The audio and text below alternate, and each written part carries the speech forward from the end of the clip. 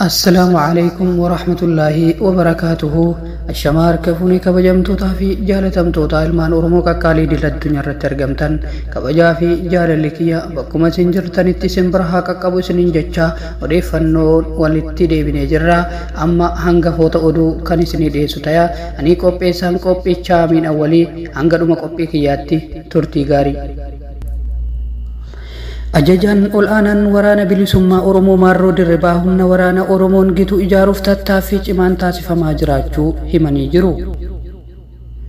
Godina Shawaa Kaabaa aanaa Dharraa keessatti sababa daandiin konkolaataa Dharraa gara Fiichee geessu addaan citeef hawaasni naannoo sanaa rakkoo ulfaataa keessa jiraachuu himanii jiran. Waggoota lamaan darbaniif weerartoota faannootiin qabamee kan ture qabiyyeen lafa Oromiyaa godina Shawaa Bahaa Fantaallee keessatti argamu gandii Tuttuuxii yeroo ammaa kana hawaasaaf deebi'uu maddeen himanii jiru. Egaa kanaa fi odeeffannoo biroo qabadhee kan isinii dhiyeessu ta'a. Hanga dhuma qophii kanaatti turtii gaarii. Ajajaan ol'aanaan waraana bilisummaa Oromoo Maarroo Dirribaa humna waraana Oromoon gitu ijaaruuf tattaaffii cimaan taasifamaa jiraachuu himee jira. Ajajaan ol'aanaan waraanichaa kana kan jedhe eebba zoonii lixaatti tibbana taasifame irratti. Ajajaan ol'aanaan waraana bilisummaa Oromoo Maarroo Dirribaa haasaa sirna eebbaa irratti taasiseen woboon qabsoo jabaattee jiraachuu hime. Humni waraana Oromoon gitu ijaaruuf tattaaffii cimaan taasifamaa jiraachuu kan hime ajajaan ol'aanaan waraanichaa sirna Oromoof malu akkasumas humna waraana Oromoof gitu ijaarrachuun halkan tokko keessatti kan raawwatamu miti jedhe. Kana gochuuf dhaloota ijaaruu fi qaruutu feesisa waan ta'eef egeree boruu Oromoof Oromiyaaf ta'u bocutti jirra jedha ajajaan ol'aanaan woboo Maarroo Dirribaa. Dhaloota ijaaruu fi qaruu jechuun leenjisuu, barsiisuu, lakkoofsa isaaniitiin hidhachiisuu fi dirree waraana bilisummaa Oromoo eeguudha jedhee jira. Waraanni bilisummaa Oromoo waggoota 5 darban kana kaayyoo fi tarsimoo mataa isaa qabatee hanga ammaa irree isaa osoo hin agarsiisin socho'aa akka jiru Maarroo Dirribaa ifoomsee jira. Irreen waraana bilisummaa Oromoo hanga ammaa 75 ol gara lolaa kan hin ce'inii fi ijaarsa gadi fagoo irraa akka jiru ibsamee jira. Oromoon diina yeroo hedduu injifateera kan jedhe Maarroo Dirribaa garuu sirna diinaa kan diriiree lafa qabatee diiguu dadhabe jechuun dubbate. Akka Maarroo Dirribaa jedhetti halkan tokkotti waanuma kamuu diiguun yoo danda'amillee halkan tokkotti deebisanii ijaaruun waan rakkisuuf rakkoo saniif itti yaadanii hojjechaa jiraachuu dubbatan. Hojii keenya bifa naamusaa fi saayinsaawaa ta'een tarsimoon masakannee leenjii osoo addaan hin kutiin roga barbaachisu hundaan ijaaramnee akka sabaaf tolutti qabsoo itti fufnee jirra jedhe. Haasaa tibba darbe shuumiin Itamaajorii raayyaa ittisa biyyaa Itoophiyaa Fiild Maarshaal Birhaanuu Juulaa woboon sadarkaa nama yaaddessu irra hin jiru jedhe irratti Maarroon yaada kenneen nuti biyyaaf gaachana ta'uu barbaanna malee biyyatti yaaddoo ta'uu hin qabsoofne jechuun qeeqee jira. Mootummaan woboo dhaabsisuu dadhabsiisuu hin dandeenye hin danda'us yaada ajajaan ol'aanaan waraana bilisummaa Oromoo Maarroo Dirribaa jedhe. Godina Shawaa Kaabaa aanaa Dharraa keessatti sababa daandiin konkolaataa Dharraa gara Fiichee geessu addaan citeef hawaasni naannoo sanaa rakkoo ulfaataa keessa jiraachuu himan. Kana dura yeroo adda addaatti hidhattoonni faannoo daandii sana to'achuun sochiin geejjibaa naannichatti akka danqamu taasisuun gabaasaa turee jira. Fedhiin hidhattoota faannoo hawaasa dirqamsiisuu daandii naannoo Amaararraa baasuu akka fayyadamnu gochuudha kan jedhan jiraattonni. Kunis yaalii fiinxaaleeyyiin aanaa Dharraa caasaa mootummaa naannoo Amaaraa jala galchuuf taasisan keessaa isa tokko jedhu.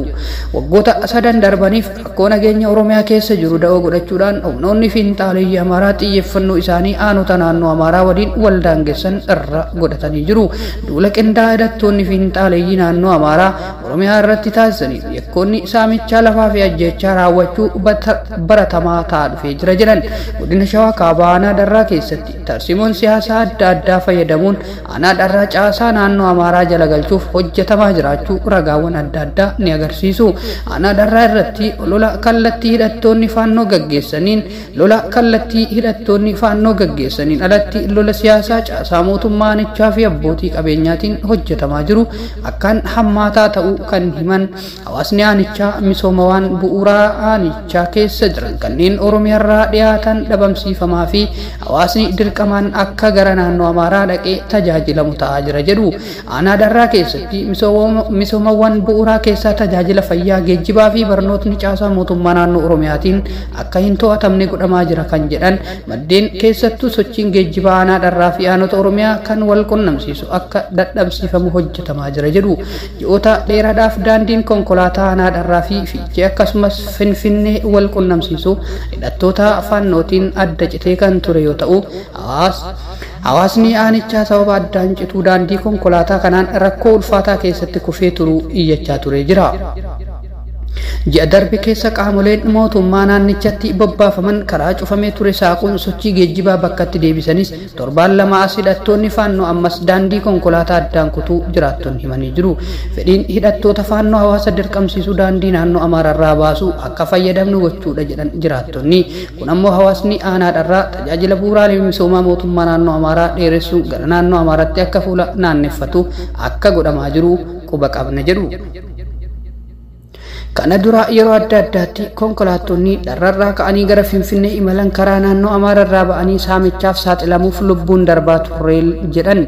Daandii dharraa fi Fiichee akkasumas Finfinnee wal qunnamsiisuu dheerina gabaabaa kan qabuu fi karaa haaraa ta'uu kan himan maddeen finxaaleyyii sababa fedhii aanichaa naannoo Amaaraa jala galchuu qabaniif hawaasni dirqamaan gara naannoo Amaaraatti imalee achirraa akka gara Finfinnee dhaquu fi tajaajila kennis argataa taasisaa jechuun himanii jiru. Mootummaas ta'ee uummatni Oromoo bal'aan rakkoo kana quba qabaatee xiyyeeffannoo addaatiin aanaa dharraa hordofuu akka qabu jiraattonni gaafatanii jiru.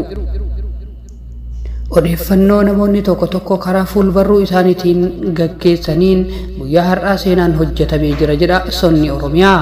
Guyyaa har'aa seenaan hojjetamee jira. Dhiirti waan jalqabde galmaan geessi taappellaa yookiin barjaa duraan warri finxaaleyyii Amaaraa naannoo Amaaraa jedhuun dhaabbatan erga diiganii booda kan Oromummaa ibsu akkasumas lafa Oromoo ta'uu ibsu guyyaa har'aa dhaabbatee jira jedha.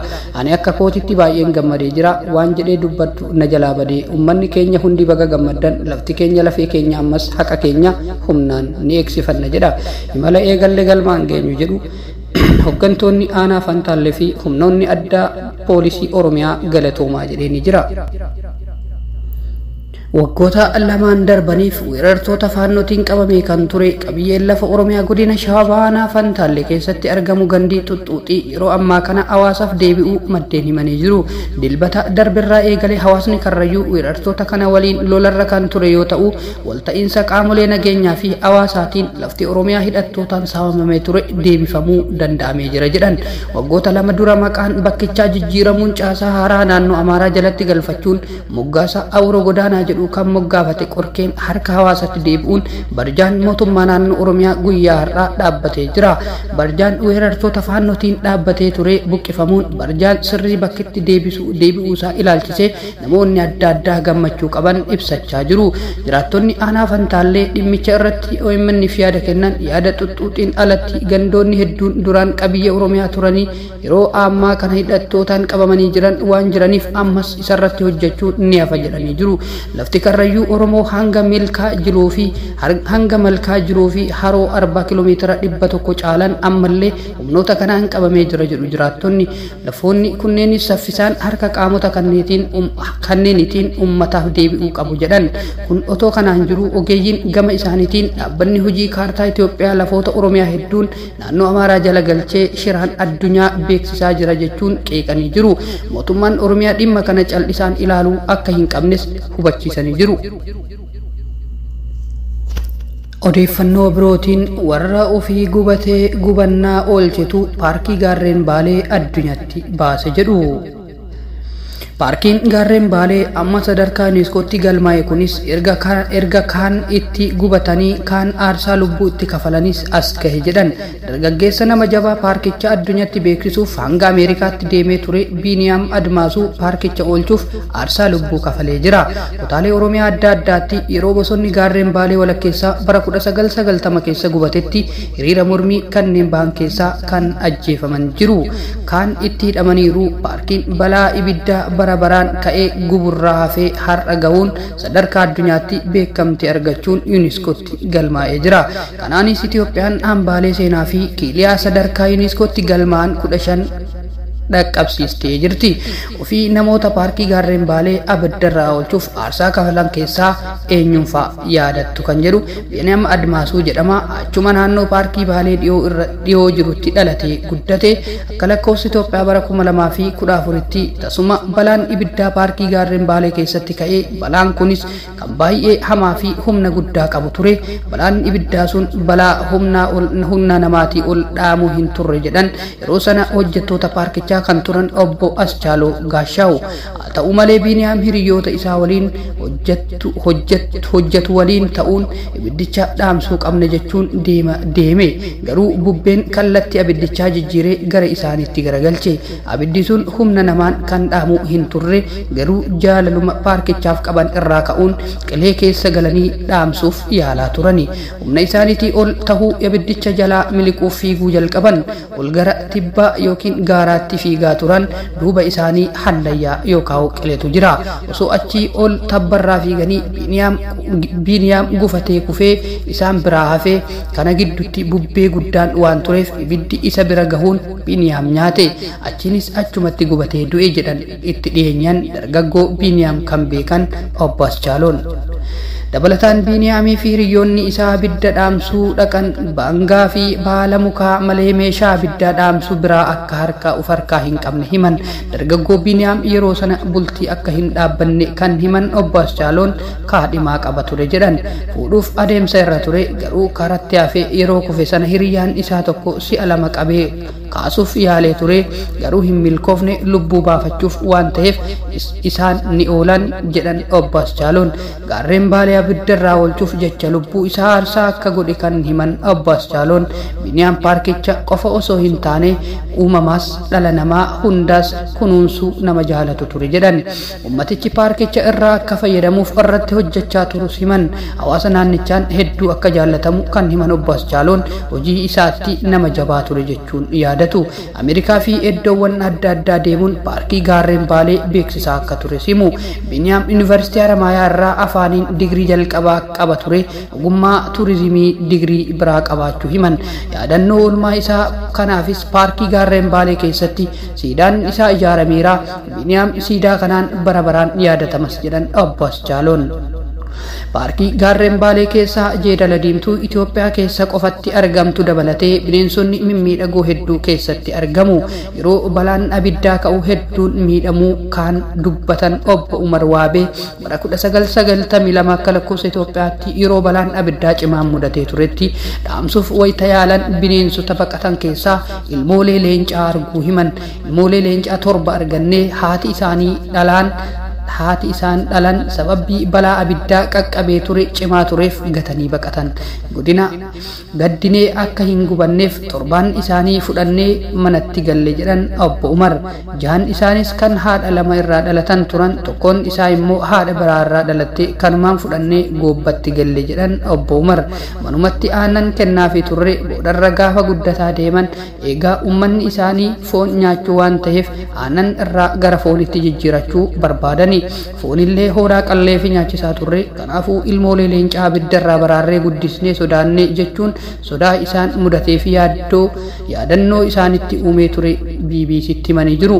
Obbo Umar qaama isaan fudhatuu barbaadaa akka turan kaasuu qaama mootummaan ol kunuunsa bineensotaa irratti hojjetus mariisisaa ture jedhan. Yeroo sana ijaarsa istaadiyeemii roobeef caalbaasiin dhiyeessanii jiran. Odeeffannoo xumuraatiin waldaan Faannoo Diimaa Itoophiyaa naannoo Amaaraatti hidhattoonni ambulaansii na jalaa fudhate jedhee himatee jira.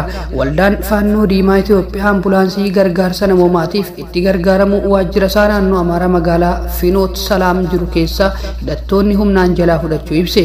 Waldichi ibsa fulbaana 20 bara 2023 baaseen ambulaansiin qabeenyummaa isaa kan waldaa Faannoo Diimaa Itoophiyaa waajjira damee lixaa Goojjam ta'ee kibxata fulbaana 19 bara 2023 humnoota hin beekamneen hidhataniin akka jaraa fudhatame himanii jiru. Ambulaansichi kan fudhatame mooraa waajjira damee magaalaa Fnoot Salaam jiru keessa yoo ta'u kan fudhatames dirqisiisuun jechuun ibsee jira. Waan mudate kana kan balaaleffate waldichi gochichi waliigalteewwan idil addunyaa Itoophiyaan mallatteessite kan faallessu akka ta'e eeree jira. Gochi waldichi hawaasichaaf tajaajila namoomaa akka kennuu danda'uuf gochi kun kaayyoo waldichaatiin ala ta'uu hubachuun qaamoleen gochicha kana raawwatan ambulaansicha waldichaaf akka deebisan ni gaafanna jechuun waamicha dhiyeessanii waldicha itti dabaluun hojjettoonni waldichaa guutummaan Itoophiyaatti bobba'an tola ooltota ambulaansota dabalatee konkolaataawwan bilisaan socho'an hojjechuu akka danda'an nageenya isaanii akka eeggamu humnoonni hidhatan gochaawwan akkasii kanarraa akka of qusatanii fi hawaasichas gocha akkasii kana akka abaaruufis ni gaafanna jedhanii jiru. Waldaan Faannoo Diimaa Itoophiyaa qaama hidhattoota jedhee kana maqaan kan eere yoo ta'u dhimmicha irratti mo'amurras ta'ee hidhattootarraa wanti jedhame hin jiru. Naannoo Amaaraa irratti waraanni raayyaa ittisa biyyaa fi hidhattoota faannoo gidduutti gaggeeffamaa jiru akka tasgabbaa'ee gabaafamee kan ture ta'us waggaa har'aa Itoophiyaan booda deebi'ee hammachuu odeeffannoon bahan ni mul'isa. Bakkeewwan walitti bu'iinsa raayyaa ittisa biyyaa fi hidhattoota faannoo gidduu jira jedhame keessaa lixa Goojjam kan eeramudha. Waldaan Faannoo Diimaa Itoophiyaa tola ooltota leenjiin 45,000 walumaa galatti ammoo tola ooltota 200,000 fi miseensota miliyoona 6 ol qaba. Waldichi ambulaansota gargaarsa namoomaaf bobbaasee 550 ol akka qabus aanga'aan waldichaa himanii jiru. Egaa kabajamtootaa fi jaalatamtoota odeeffannoon har'aaf qabadhee dhufe kana fakkaata. Odeeffannoo birootiin haga walitti deebinutti turtii gaarii.